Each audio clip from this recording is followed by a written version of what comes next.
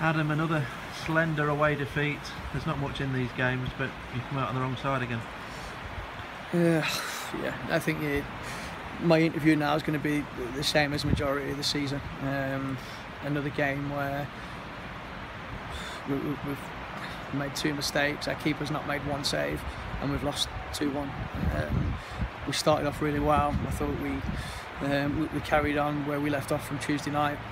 We were on the front foot, caused them a few problems, and then another error of judgment has cost us a goal. And then it took us 15-20 minutes to find our feet, come out after half time, tweaked a few things, got back in the game, and it looked like there was only one team that was going to go on and win it.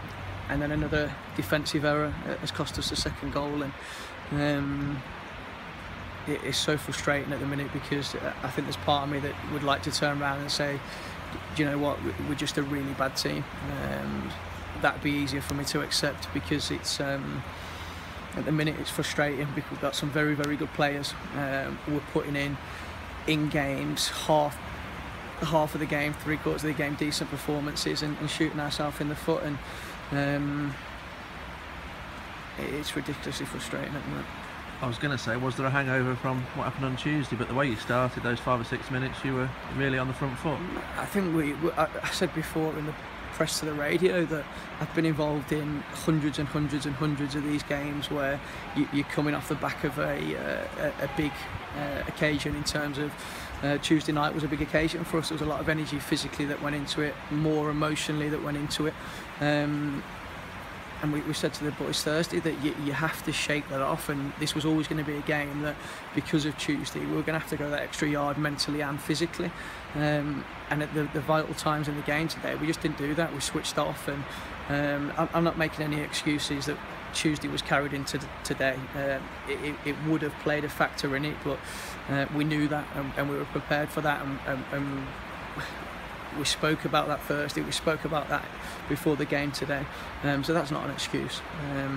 But to go from the performance we put in on Saturday away at Chorley, the performance we put in on Tuesday, and then to come here, and the game was there for us today. Like I say, our keeper's not made 1 save, and if we wanted it today and we were willing to, at vital times, go that extra yard, we come away with victory here. And again, we're on the back of a defeat where I don't feel like the opposition had beat us, we've beat ourselves.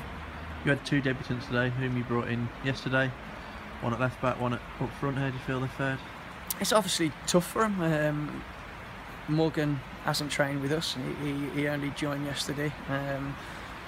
Sam's only had half a training session with us Thursday because we had to get his paperwork done. So again, it was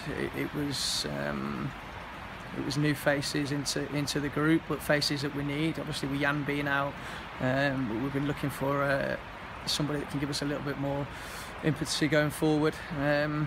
And I felt they did. I thought they did okay in a game that,